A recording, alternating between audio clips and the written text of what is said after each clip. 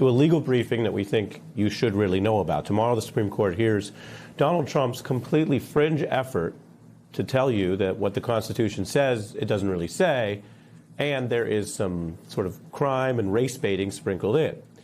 The brains behind this push is a discredited lawyer, John Eastman. You might recall him from January 6th, Politico reporting. He's been pushing this theory for many years, arguing that while the current law and the Constitution are clear, he says maybe children of foreigners living permanently in the U.S. shouldn't be granted birthright citizenship. That runs directly contrary to the 14th Amendment of the Constitution, which says all persons born or naturalized in the U.S. are citizens of the U.S. Let me read that to you again, because there are parts of the Constitution that get a little wonky, but look on your screen. You don't need law school for this one. All persons born here are citizens here. That's what it says. Bill Barr, a very conservative Trump loyalist who ran the DOJ, cited Eastman's fringe theory that ignores this sentence and pretends the Constitution says something else as one of the reasons that he didn't believe him or find him credible when they were kind of serving together. Barr, of course, outranked him. And he was onto something, because by the end of that same first Trump term, Eastman was trying to get Mike Pence to commit crimes and overthrow the election. Remember this? Did the Trump legal team ask you to prepare a memorandum regarding the vice president's role in the counting of electoral votes at 2020? Did you advise the president of the United States that the vice president could reject electors from 7 states? Is that statement in this memo true? Did President Trump authorize you to discuss publicly your January 4th, 2021 conversation with him? Fifth. You will not discuss those same conversations with this committee. Fifth. That failed. Eastman and others involved were disbarred. That is the ultimate ignominy for a lawyer. And yet he is the one pushing these fringe arguments heading towards the Supreme Court tomorrow. I'm joined by Andrew Weissmann, former FBI general counsel, Mueller prosecutor, and former federal prosecutor. Welcome, Andrew. The link here is a way to think about it, because Eastman's embrace of this argument tomorrow was so fringe that, as I mentioned, I want to read a little more of what Bill Barr said, that Trump cited Eastman to Barr. Quote, someone who had this great idea about how you could eliminate birthright citizenship. I told him that was wrong. Trump kept invoking Eastman.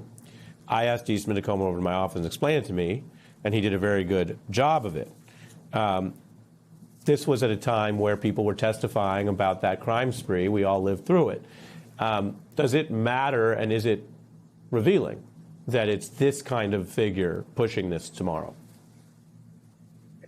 You know, it's one of those things where it could matter if there was any merit to this, but I love the way that you have phrased this, because, you know, I hate to go out on a limb and predict what's going to happen, but let's just say widely within the legal community, the question is, how close to 9-0 will this decision be against the administration? And it's a real sign of where we are, that something that, as you correctly said, was so fringe is now, you know, in front of the Supreme Court.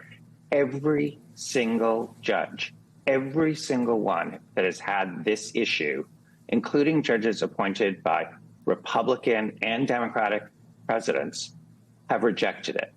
The first judge, I believe, to hear this asked the DOJ lawyers, where were you when someone came up with this idea? Where were the lawyers in the room to say, you've got to be kidding me?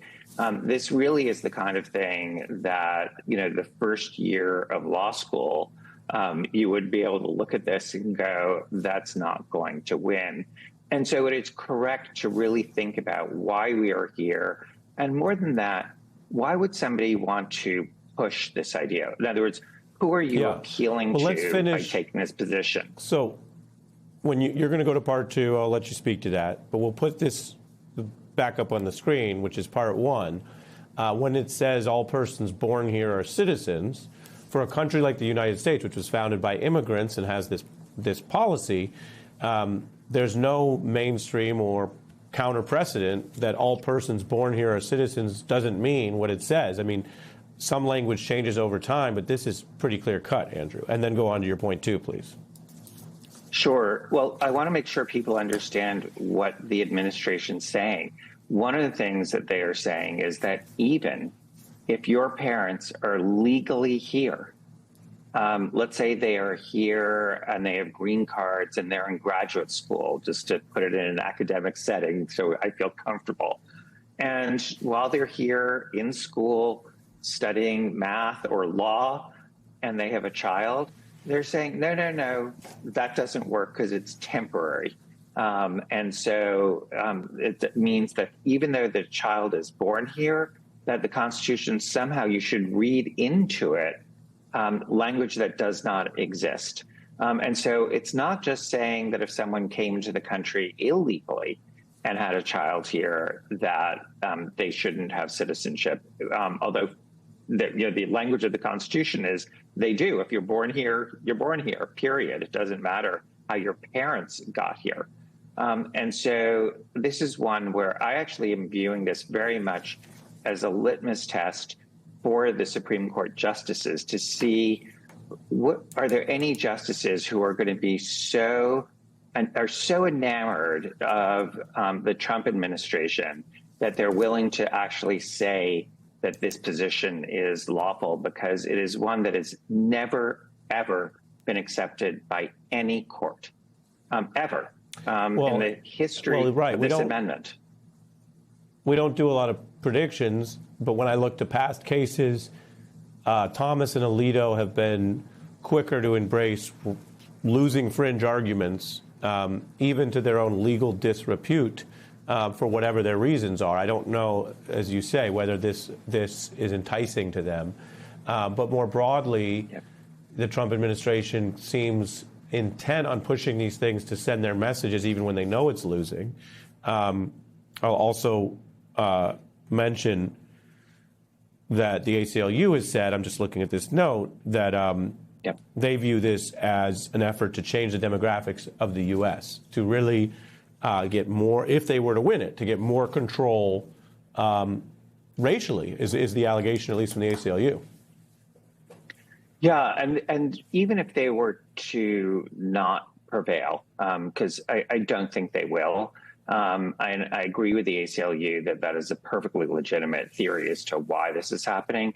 But even if they don't prevail, it is still signaling that kind of xenophobia and racism to appeal to some segment of their base to whom, that is those are values that they adhere to. And so I think that is a totally fair thing to look at, is why would you be pushing something? Because, there's an issue about whether something is lawful or not. But secondarily, there's why would you even as a policy matter want to be doing this? It's so against what our nation stands for. And it's so different than saying, oh, if you're here and you're not a citizen and you commit a terrible crime, you should be removed from the country. That is one totally valid argument that I think everyone agrees with.